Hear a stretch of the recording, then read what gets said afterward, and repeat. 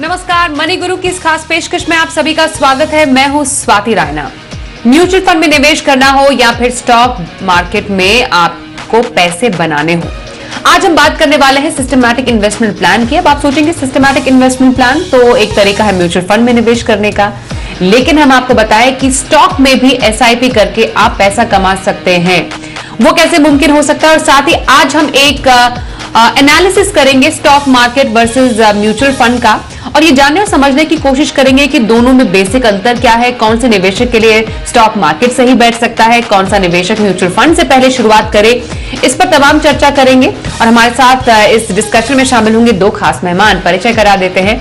हर्षवर्धन रुंगटा है certified financial planner Rungta securities से, और साथ ही हमारे साथ है स्टॉक एज के फाउंडर विवेक बजाज। विवेक और हर्षवर्धन दोनों का हम स्वागत करते हैं मनी गुरु की आज के इस खास पेशकश में। और क्या खास आज हम चर्चा करने वाले हैं, जरा सबसे पहले उसकी सुर्खियों पर एक नजर डाल लेते हैं। आज हम शो में खास तौर पर समझेंगे स्टॉक में एसआईपी कैसे करें, लंबी अवधि में कहां बनेगा पैसा, म्यूचुअल फंड या शेयर बाजार, कहां है फायदा, नया निवेशक शेयर बाजार में क्या पैसे लगाएं। तो सबसे पहले इस कॉन्सेप्ट को समझना जरूरी है जिसको हम कहते हैं सिस्टमैटिक इन्वेस्टमेंट प्लान। वैसे अपने अलग अलग शोज के जरिए हमने एसआईपी की खूबियों, इसकी खासियत के बारे में जानकारी जरूर ली है, लेकिन ये एक ऐसा सब्जेक्ट है हर्षवर्धन, आपसे मैं शुरुआत अगर करूं तो लोगों को बार बार काफी इंटरेस्ट करता है। और क्योंकि अभी हम फाइनेंशियल ईयर की शुरुआत में हैं तो कई लोग एसआईपी के जरिए निवेश की शुरुआत करने का भी प्लान बना रहे होंगे, इसलिए मैं सबसे पहले बेसिक कॉन्सेप्ट से ही शुरू करती हूं। जब हम म्यूचुअल फंड में एसआईपी की बात करते हैं तो ये निवेश का तरीका कैसे काम करता है? भाई साथी, आपने जो कहा कि ये जो एसआईपी है ये एक अपने आप में प्रोडक्ट नहीं है, तो ये समझना बहुत जरूरी है। कई लोगों से हम इंटरेक्ट करते हैं और वो कहते हैं कोई अच्छा एसआईपी बताओ। सो एसआईपी अपने आप में स्कीम नहीं है, ये सिर्फ एक तरीका है जिससे आप हर महीने या हर 3 महीने से, हर 6 महीने से, कोई भी एक रेगुलर इंटरवल पे आप एक म्यूचुअल फंड की एक स्कीम में पैसा लगाते हैं। तो मान लीजिए आपने एक म्यूचुअल फंड की एक लार्ज कैप फंड या निफ्टी या सेंसेक्स फंड है जिसको आपने चुनाव कर लिया है कि आपको पैसे इस स्कीम में लगाने हैं। अब आप क्या करते हैं, आपके पास 2 तरीके इसमें जमा करने के। एक है कि अगर आपके पास पूरी एक मुश्त राशि है, मान लीजिए आपके लाख रुपए हैं, तो आप एक साथ वो पैसे उस स्कीम में लगा देते हैं, तो वो एक लमसम के रूप में चला जाता है। लेकिन एक दूसरा तरीका है कि आप उसे एसआईपी, मतलब हर महीने एक फिक्स्ड अमाउंट, एक फिक्स्ड डेट को आप अपने फंड हाउस को बोल देते हैं, वो आपके अकाउंट से डेबिट करते रहते हैं। तो ये हो गया सिस्टमैटिक इन्वेस्टमेंट प्लान। अब ये करते क्यों है, उसके 2-3 कारण है। एक है कि क्योंकि आपको पैसे ही, आपकी कमाई, आपकी सैलरी या आपकी इनकम जो है हर महीने आ रही है, तो आप एक डिसाइड कर लेते हैं कि हर महीने इस तारीख को इतना अमाउंट मेरे अकाउंट से डेबिट होके वो चला जाएगा इस फंड की स्कीम में इन्वेस्ट होने के लिए। हो सकता है आपके पास लमसम पैसे ऑलरेडी हो, लेकिन फिर भी आप ये चाहते हैं कि मार्केट का जो एक्सपोजर है वो आप एक साथ ना लें। मार्केट उतार चढ़ाव करते रहता है, तो आपने अगर मान लीजिए एक साथ पैसे लगा दिए और मार्केट उसके बाद तुरंत गिर गया, तो आपको पूरी उस राशि पे आपको नुकसान होने लग जाता है। और क्योंकि हमें ये पता नहीं होता कि मार्केट किस दिशा में जाएगा, ऊपर जाएगा, नीचे जाएगा, हमें नहीं पता होता, तो हम एक काम करते हैं, एक लमसम होते हुए भी हम ये करते हैं कि हर महीने की एक छोटी रकम जमा करते हैं, ताकि मार्केट ऊपर जाए तो भी आप इन्वेस्ट कर रहे हैं, नीचे जाए तो भी आप इन्वेस्ट कर रहे हैं। लंबी अवधि पे जो एवरेज कॉस्ट आपका होगा वो काफी कम होगा कंपेयर टू अगर आपने शायद लमसम किया होता। तो ये एक कारण होते हैं कि लोग एसआईपी प्रेफर करते हैं। एक है कन्वीनियंस और एक है मार्केट को टाइम नहीं करें और वो हर महीने लगातार जमा करते रहे, ताकि आपको रुपी कॉस्ट एवरेजिंग का फायदा मिले। ये आपने एक बहुत इंपॉर्टेंट कॉन्सेप्ट क्लियर किया हमारे तमाम निवेशक दर्शकों के लिए।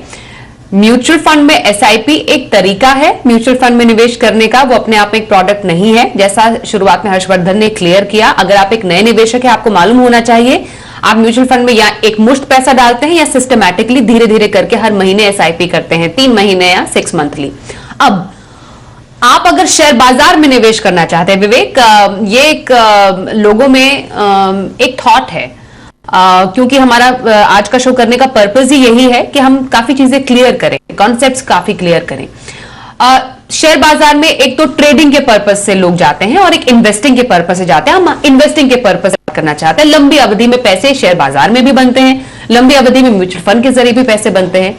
लेकिन स्पेसिफिकली जो एसआईपी का कॉन्सेप्ट है, शेयर बाजार के परिप्रेक्ष्य में कम ही लोगों को मालूम है। इसलिए मैं चाहती हूं कि इस कॉन्सेप्ट के बारे में आप थोड़ा डिटेल में बताइए। जैसे म्यूचुअल फंड में एसआईपी के जरिए निवेश करते हैं, स्टॉक में भी एसआईपी के जरिए इन्वेस्ट हो सकता है। क्या इसमें कुछ अंतर है एज कंपेयर टू जब हम म्यूचुअल फंड में निवेश करते हैं, या ये लगभग सेम है? ये डिस्कशन को मैं इस तरह से डिवाइड करना चाहूंगा कि देयर आर 4 ब्रॉडर सेक्टर्स। एक हो गया वैल्यू सेक्टर, एक हो गया ग्रोथ सेक्टर, एक सिक्लिकल और एक मोमेंटम सेक्टर। मोमेंटम जनरली हम बात करते हैं जब कोई सेक्टर है, कोई स्टॉक है जिसमें अभी शॉर्ट टर्म मोमेंटम है, तो हम उसके अंदर में पार्टिसिपेट करना चाहते हैं। बट वैल्यू इज जनरली जब किसी भी कंपनी के अंदर में कोई एम्बेडेड वैल्यू है और over a period of time वो वैल्यू अनलॉक होगी। जैसे फॉर एग्जांपल आज का केस देखिए एचडीएफसी और एचडीएफसी बैंक, तो कहीं ना कहीं उनके अंदर में वैल्यू थी और मैनेजमेंट को वो वैल्यू दिखी, मर्जर हुआ, तो अब वो वैल्यू अनलॉकिंग का प्रोसेस चालू हो गया। दूसरा जो ग्रोथ है, growth is basically more consumer driven businesses, तो growth plays over a longer time frame. और cyclical is business cycles oriented, तो कभी प्राइसेस नीचे जाएंगे या कभी प्राइसेस ऊपर जाएंगे। तो जब भी हम इन्वेस्टमेंट एसआईपी की बात करते हैं स्टॉक के अंदर में, लार्जली ग्रोथ वैल्यू के अंदर में हम एसआईपी करते हैं। सिक्लिकल में टाइमिंग बहुत इंपॉर्टेंट है और मोमेंटम के अंदर में भी टाइमिंग बहुत इंपॉर्टेंट है। तो टू आंसर योर क्वेश्चन, क्या स्टॉक्स में भी एसआईपी होता है? यस, डेफिनेटली होता है। क्या टाइम बेस्ड एसआईपी करते हैं जैसे म्यूचुअल फंड में? आप वो भी कर सकते हैं। जैसे कि म्यूचुअल फंड इंडस्ट्री एक पर्टिकुलर डेट, स्टैंडर्डाइज डेट पे काम करती है। यहां पर आप कोई भी डेट पकड़ सकते हैं। आप 1 तारीख पकड़ लीजिए, 5 पकड़ लीजिए, 10 पकड़ लीजिए, बिकॉज ये तो आप ही के कंट्रोल में है, तो आप कोई भी एक फिक्स डेट फिक्स कर सकते हैं। दूसरा कॉन्सेप्ट होता है एसआईपी में वो वैल्यू एसआईपी, मतलब आपने सिलेक्ट कर लिया कि ये 10 स्टॉक है जिसमें मुझे रेगुलर एसआईपी करना है। तो इन दैट सिनेरियो आप ये देखते हैं कि उस समय उन स्टॉक का वैल्यू क्या है, और से पी मल्टीपल जिसको हम यूज कर सकते हैं as a standard parameter of finding the value. तो जब भी पी उसका नीचे गिर गया है तब आप क्वांटम ऑफ एसआईपी को बढ़ा सकते हैं। जब पी किसी स्टॉक का बहुत ऊपर है तो आप क्वांटम ऑफ एसआईपी को कम कर सकते हैं। तो स्टॉक मार्केट में जब आप डायरेक्ट पार्टिसिपेट करते हैं तो कुछ फ्लेक्सिबिलिटी मिल जाती है, बिकॉज वो 10 स्टॉक आप 12 भी कर सकते हैं, 5 भी कर सकते हैं।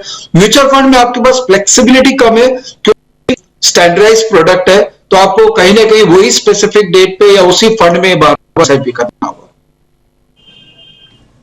ओके, इस पॉइंट से एक बात निकल कर आती है कि चाहे हम म्यूचुअल फंड में निवेश करें एसआईपी के जरिए या फिर स्टॉक में इन्वेस्ट करें, विवेक ने अलग अलग स्टेजेस के जरिए इसको अच्छे से समझाया कि जो एसआईपी होती है वो स्टॉक में कैसे आप कर सकते हैं और कैसे की जाती है।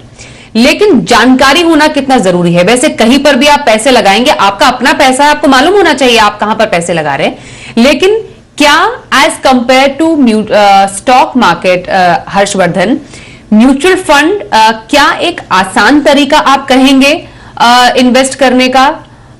बाजार में ही इन्वेस्ट है वैसे तो ये, लेकिन म्यूचुअल फंड का जरिया है। तो क्या आपका तर्क क्या होगा ये कहने का, जब लोग कहते हैं कि हाँ शुरुआत करनी है तो म्यूचुअल फंड से शुरुआत करो क्योंकि वो आसान तरीका है निवेश करने का? स्वाति, ये बात सही है, क्योंकि आप मान लीजिए कि कई लोग, बहुत सारे इनफैक्ट जो मार्केट की जानकारी रखते हैं, वो बहुत ही कम लोग हैं जो मार्केट को समझते हैं और मार्केट की जानकारी रखते हैं। लेकिन इसका मतलब नहीं कि जो जानकारी नहीं रखते हैं वो इन्वेस्ट ना करें। एक मार्केट का एक जो हम इन्वेस्टर्स है, बहुत बड़ा एक ग्रुप है जिनको मार्केट के निटी ग्रिटीज के बारे में, या कौन सी कंपनी को सिलेक्ट करना है, कौन सी कंपनी के शेयर खरीदें, कब बेचें, इसकी जानकारी नहीं है, लेकिन वो अपना पैसा मार्केट में लॉन्ग टर्म ग्रोथ के लिए लगाना चाहते हैं। तो अगर आप ये नहीं जानते कि कौन सी कंपनी पिकअप करनी है, कब खरीदना, कब बेचना, और आपके लिए अगर ये काम कोई और एक प्रोफेशनल करके देता है आपको, तो आप मार्केट में पार्टिसिपेट भी कर रहे हैं, लेकिन जो उसकी निटी-ग्रिटीज हैं, जो उसकी final day to day monitoring वगैरह है, वो जिम्मा आपने किसी प्रोफेशनल को दे दिया जो ये मैनेज करके आपको दे रहा है एक छोटी सी फी के लिए। तो ये बहुत ही एक सुविधा है एक इन्वेस्टर के लिए कि एक लो कॉस्ट में आपको एक प्रोफेशनल सर्विस मिल रही है और आपको सिर्फ एक काम करना है कि आपको उस स्कीम में पैसे लगाने हैं, और वो स्कीम एक प्रोफेशनली मैनेज्ड है, उसमें एक पूरी कंपनी है, उसकी पूरी रिसर्च टीम, सभी लोग एक ही काम में लगे हैं कि वो मार्केट को ट्रैक करते हैं और आपके बिहाफ में आपके पैसे उन कंपनी में लगाते हैं। जब कोई कंपनी का फाइनेंशियल स्टेटस ठीक नहीं है या कुछ ऐसा लगता है कि प्रोस्पेक्ट अच्छे नहीं है, तो वो पोर्टफोलियो के अंदर चेंजेस करते रहते हैं और उन कंपनी को निकाल के दूसरी कंपनी ऑटोमेटिकली ले लेते हैं। तो अगर कोई नया निवेशक है, वो मार्केट में इन्वेस्ट तो करना चाहता है लेकिन आता नहीं कैसे करना, तो उनके लिए सबसे सुविधाजनक एक फैसिलिटी है कि आप एक कैटेगरी चूज कर लें म्यूचुअल फंड की। आपको लार्ज कैप में लगाना है, मिड कैप में, स्मॉल कैप में, फ्लेक्सी कैप, मल्टी कैप, ये जो अलग अलग ऑप्शंस हैं, आपको सिर्फ ये चुनाव करना है कि किस तरह की कंपनी में पैसे लगाने। एक बार आपने वो चुनाव कर लिया, आपने फंड हाउस सिलेक्ट कर लिया, तो उसकी स्कीम में आपको एक काम करना है कि पैसे जमा करने, आगे का काम एक फंड मैनेजर कर लेगा।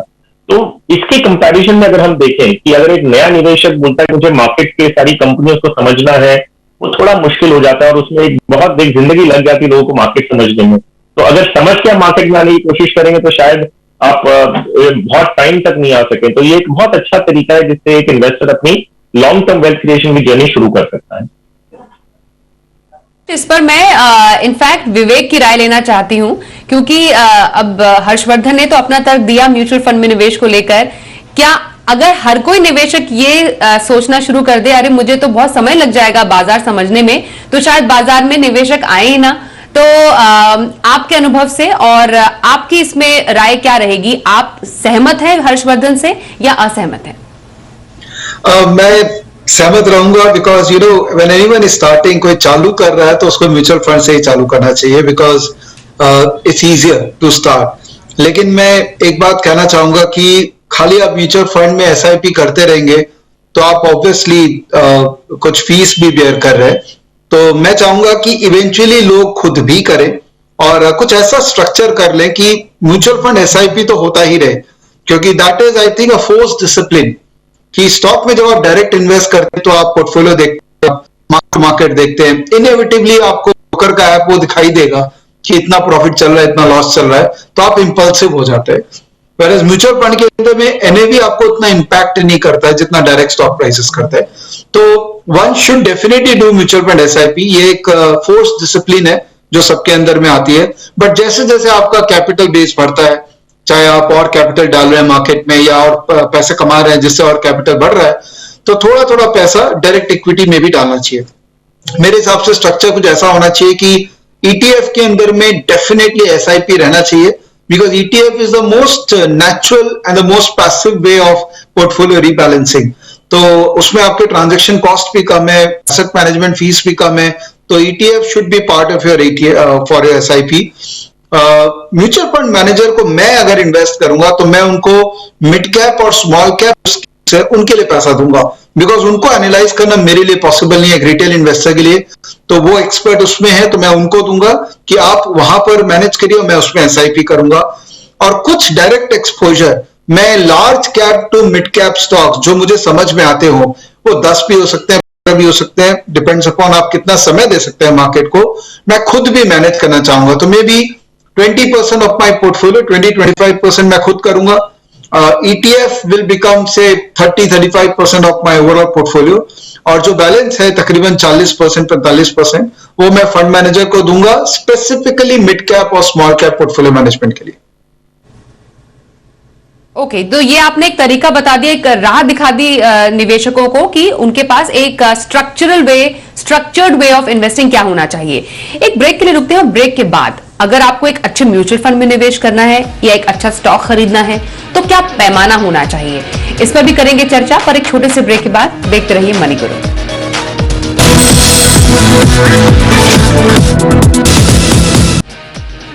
म्यूचुअल फंड में निवेश करें या फिर स्टॉक मार्केट या फिर दोनों में निवेश आप कर सकते हैं, इसी पर कर रहे हैं चर्चा। हमारे साथ है हर्षवर्धन रूपटा और विवेक बजाज से हम कर रहे हैं इस शो में चर्चा। हर्षवर्धन, जब हम म्यूचुअल फंड में निवेश करने की बात करते हैं तो जो प्रदर्शन है वो कितना मैटर करता है, क्योंकि चाहे आप बाजार में निवेश करें चाहे आप म्यूचुअल फंड के जरिए निवेश करें, बहुत सारे पैमाने होते हैं निवेश के, लेकिन खासतौर पर प्रदर्शन को हम काफी ज्यादा कॉमनली यूज करते हैं। वेल, आपने एब्सोल्युटली सही चीज कही है कि अगर एक लेमैन इन्वेस्टर मार्केट में इन्वेस्ट करना चाह रहा है तो वो ये देखता है कि मैं कौन सी स्कीम उठाऊं जो स्कीम अच्छा परफॉर्मेंस कर रही है। सो अच्छा परफॉर्मेंस का जो पैरामीटर होता है वो तुरंत में देखेंगे कि पिछले 1 साल या 3 साल या 5 साल में किसने अच्छा रिटर्न दिया है और उसने वो स्कीम में वो पैसे जमा कर देते हैं। लेकिन साथ ही ये एक तरीका नहीं है, मतलब this is one of the most important parameter. कोई डाउट नहीं है कि आखिर में हम कितनी बातें कर ले, आखिर में परफॉर्मेंस ही है जो दिखना चाहिए। सो परफॉर्मेंस एक पैरामीटर जरूर है, लेकिन ये बाय इटसेल्फ अपने आप का ही एक पैरामीटर नहीं है। मैं समझाता हूँ किस कारणों से आपको एक चीज देखनी चाहिए। मान लीजिए एक फंड हाउस है जिसकी एक पर्टिकुलर स्कीम है जिसने लास्ट के 1 ईयर, 3 इयर्स और 5 इयर्स में बहुत अच्छा रिटर्न दिया है। लेकिन अगर आप बारीकों में जाके देखेंगे तो 2-3 चीजें अगर दिखेगी आपको कि लास्ट 1 साल में ही बहुत अच्छा रिटर्न दिया है, उसकी वजह से उनका 3 साल और 5 साल का एवरेज भी अच्छा हुआ है। अगर ऐसी सिचुएशन है तो शायद आपको उसमें स्कीम में इन्वेस्ट नहीं करना चाहिए। ये ऐसा दिखाता है, दर्शाता है कि लास्ट 1 ईयर में शायद उन्होंने कोई ऐसी एक कंपनी का या 3-4 कंपनियों की इन्वेस्टमेंट की थी जो बहुत अच्छा कर गई और वही उनके 3 साल और 5 साल का एवरेज अच्छा कर दिया। तो आपको क्या करना है, आपको ये देखना है कि मार्केट के अलग अलग साइकिल्स में, जब मार्केट ऊपर था तब एक पर्टिकुलर स्कीम ने कैसा परफॉर्मेंस किया, जब मार्केट नीचे था तब उन्होंने कैसा परफॉर्मेंस किया। तो हर पहलू से आपको देखना है। आपको ये देखना है कि उसका फंड मैनेजर कौन है, एक पर्टिकुलर स्कीम का जो आप इन्वेस्ट करना चाह रहे हैं, वो फंड मैनेजर का एक्सपर्टीज क्या रहा है, वो कितने सालों से इस बिजनेस में है। आपको फंड हाउस को भी एनालाइज करना है। मान लीजिए एक फंड हाउस है जिनकी 15 इक्विटी स्कीम्स है, आपको देखना है कि 15 इक्विटी स्कीम्स अगर वो चला रहे हैं उनमें से कितनी स्कीम्स में अपने बेंचमार्क और पीयर्स को बीट किया है। ये नहीं कि खाली एक स्कीम को आप देख रहे हैं। तो ओवरऑल एक इक्विटी इन्वेस्टिंग कल्चर का आपको पता चलेगा। कई रेशियोज हैं जिससे आप उनका फंड को एनालाइज कर सकते हैं। अगर आप थोड़ी जानकारी रखते हैं तो आपके पास शार्प रेशियो है जिसको आप कंपेयर कर सकते हैं कि risk return, risk adjusted return कितना है आपका। आप स्टैंडर्ड डिविएशन देख सकते हैं, कंसिस्टेंसी आपको पता चलेगी। आप सॉर्टिनो रेशियोज देख सकते हैं जिससे ये पता चलता है कि जब मार्केट नीचे जा रहा था तो फंड हाउस ने कैसे ये डाउनवर्ड ट्रेंड को ज्यादा प्रोटेक्ट किया। तो बहुत सारे पैमाने हैं, सिर्फ परफॉर्मेंस नहीं है। याद रखिए आप एक मैराथन रेस जीतने की बात कर रहे हैं, लॉन्ग टर्म इन्वेस्टिंग की बात कर रहे हैं, तो आपको ये देखना है कि कौन पूरी जर्नी में कंसिस्टेंटली परफॉर्म किया है। ये नहीं कि एक 100 मीटर्स की रेस है तो लास्ट 100 मीटर्स किसने बहुत तेज दौड़ा। तो यस, आपके सवाल का जवाब देने के लिए कि परफॉर्मेंस आपको देखना है, नो डाउट, लेकिन उसे साथ में कंपेयर करिए और उसमें और भी पहलू जोड़िए कि कंसिस्टेंसी क्या लॉन्ग टर्म में कैसी रही है, फंड मैनेजर और फंड हाउस ने ओवरऑल क्या परफॉर्मेंस दिया है। ये बहुत सारे पैमाने हैं जिसको देखकर समझकर आपको म्यूचुअल फंड में निवेश करना होता है। अब आप अगर सोच रहे होंगे हमें तो लगा था म्यूचुअल फंड में निवेश करना बहुत ही आसान और सरल है, इसमें भी आपको जानकारी चाहिए और स्टॉक मार्केट में तो चाहिए ही चाहिए। अब विवेक मुझे एक बात बताइए कि जब हम खासतौर पर शेयर बाजार में निवेश की बात करते हैं, खासतौर पर पिछले 2 साल में 2020 के बाद से जो इन्वेस्टर्स हैं उन्होंने बहुत कुछ खोया भी है, बहुत कुछ पाया भी है, क्योंकि इतना ज्यादा अप एंड डाउन बाजार के पूरे इस मूवमेंट में हमें देखने को मिला है, खासतौर पर कोविड के बाद वाली स्थिति में। तो इसको ध्यान में रखते हुए बाजार में एंट्री का टाइम या कोई अच्छा स्टॉक चुनना हो तो किन बातों का ख्याल रखना है? मैं जस्ट एक बात कहना चाहता हूं कि म्यूचुअल फंड में भी रिसर्च और एनालिसिस तो करनी पड़ेगी और स्टॉक में भी करना पड़ेगा, तो क्यों ना स्टॉक में भी किया जाए, क्योंकि रिसर्च बिना किए तो ना वहां पैसे बनेंगे ना यहां पैसे बनेंगे। और ये मार्केट में अगर 2020 से अपने देखें तो अगर आप स्टॉक में भी एसआईपी कर रहे थे तो जो मार्केट की उतार चढ़ाव है, हर फॉल के अंदर में आपने री इंटर किया होगा और आज के रेट में आप लास्ट 2 साल में अच्छे प्रॉफिट पे बैठे होंगे। तो the beauty of stock investing is that अगर आप सही स्टॉक पकड़ लें और उनमें रेगुलर बेसिस पे इन्वेस्ट करते रहें तो मुझे नहीं लगता है कि आपको कहीं भी कम रिटर्न मिलेंगे विज़ अदर म्यूचुअल फंड्स। मेरा पर्सनल मानना है। तो now to answer your question कि क्या क्या हमको देखना चाहिए, जैसा कि मैंने कहा कि अल्टीमेटली ये पोर्टफोलियो कंस्ट्रक्ट है important, it is not about individual stock. अगर हम एक एक स्टॉक को इवेल्युएट करेंगे तो ऑब्वियसली मार्केट में 5000 से ज्यादा स्टॉक लिस्टेड है, 1000 से ज्यादा स्टॉक्स है जिनमें एक्टिविटी है, तो बहुत डिफिकल्ट होता है हमको कि हम कोई भी एक स्टॉक या 2 स्टॉक को पेन डाउन कर सकें। तो हर इंडिविजुअल का एक रिस्क एपिटाइट है और रिस्क एपिटाइट के आधार पे आप पोर्टफोलियो कंस्ट्रक्ट पे फोकस करते हैं।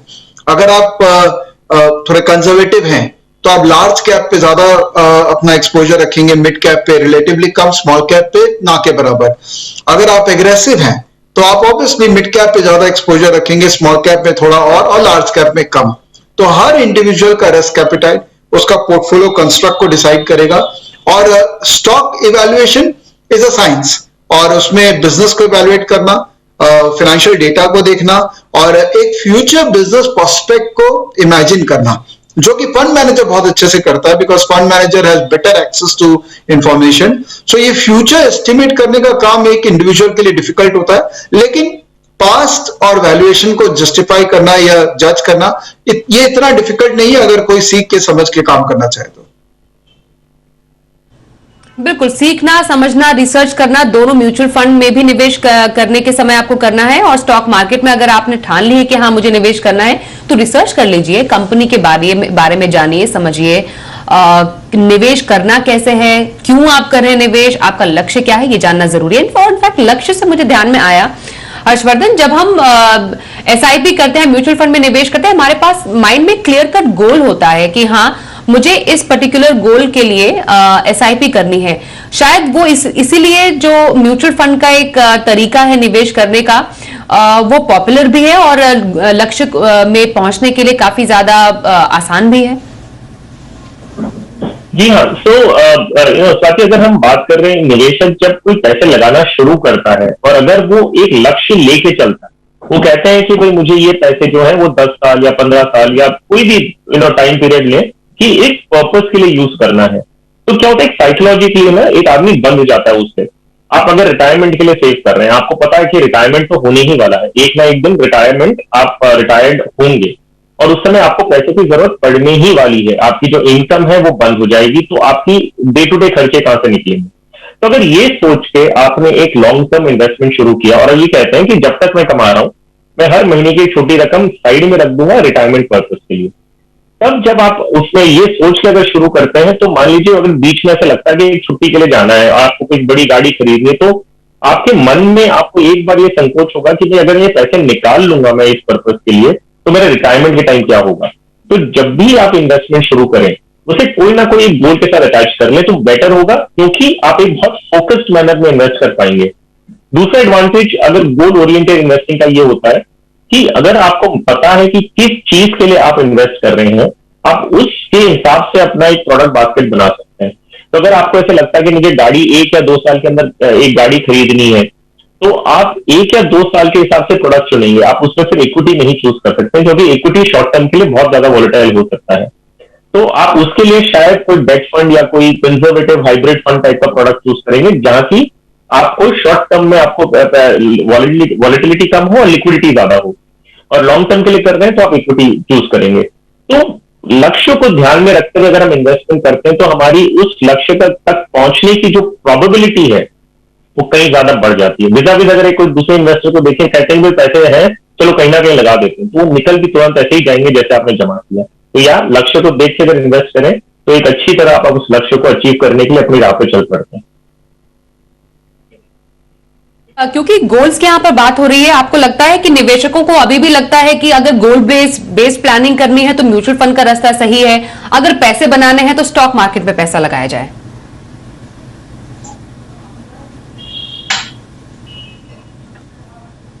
मार्केट को अच्छी तरह समझते हैं और आप ये जानते हैं, और ये विवेक से सवाल है। ओके, सो गोल बेस्ड इन्वेस्टिंग में आई थिंक म्यूचुअल फंड बहुत फिट बैठता है, बिकॉज इतने वैरायटी ऑफ प्रोडक्ट्स है। आप सिर्फ इक्विटी की बात कर रहे हैं, डेट भी है, फिक्स मैच्योरिटी प्लान्स है, then you have gold ETF. तो वैरायटी इतना है कि आप अपने गोल को प्रॉपर्ली साइंटिफिकली मैप कर सकते हैं, और वहीं पे इन्वेस्टमेंट एडवाइजर का बहुत बड़ा रोल हो जाता है, जो आपको प्रॉपर मैपिंग करके देते हैं आपके गोल के साथ में। Equity direct exposure is for long term wealth creation, जहां पे आप शायद उसको एक स्पेसिफिक गोल के साथ में नहीं टैग करते हैं, आप उसको एक लॉन्ग टर्म वेल्थ गोल के रूप में ही मानते हैं कि मुझे CAGR सर्टेन जनरेट करना है इतना कैपिटल पे, और वो परपेचुअल होगा। वो कभी भी ये नहीं होता है कि मुझे सिर्फ 4 साल के लिए इक्विटी में इन्वेस्ट करना है या 10 साल के लिए करना है, ऐसा नहीं है। क्योंकि ultimately equity investment is literally you are investing in a business, और कोई भी एक बिजनेस चालू करता है तो एक टाइम पीरियड के लिए नहीं करता है कि मैं 40 साल के लिए कर रहा हूं या 10 साल के लिए कर रहा हूं। तो इक्विटी में जब आप इन्वेस्ट करो तो मुझे नहीं लगता है कि आपको इतना शॉर्ट टर्म गोल्स या मिड टर्म गोल्स की सोचनी चाहिए। उसके लिए म्यूचुअल फंड परफेक्ट है, लॉन्ग टर्म वेल्थ क्रिएशन के लिए इक्विटी परफेक्ट है। तो मेरे ख्याल से आपने काफी हद तक विवेक हमारे शो को समअप किया कि गोल्ड बेस्ड प्लानिंग करनी है, आपको अपने अलग अलग short term, medium term, long term लक्ष्यों को पूरा करना है, as well as wealth creation के लिए म्यूचुअल फंड परफेक्ट है। और पैसे बनाने हैं, वेल्थ क्रिएशन भी करना है, लॉन्ग टर्म के लिए अच्छी जगह पैसे लगाने हैं, रिसर्च के साथ आप शेयर बाजार में भी पैसे लगा सकते हैं। दोनों के अपने एडवांटेजेस हैं, आपको समझना है कि आपके लिए क्या सही और जरूरी है, क्योंकि सोच समझ और जो रिसर्च है दोनों में लगेगा। बहुत धन्यवाद करेंगे हर्षवर्धन आपका, और साथ ही विवेक आपका भी हमारे साथ मनी गुरु में आज शामिल हुए। मनी गुरु के आज की इस खास पेशकश में बस इतना ही, रुकेंगे एक ब्रेक के लिए। देखते रहिए जी बिजनेस।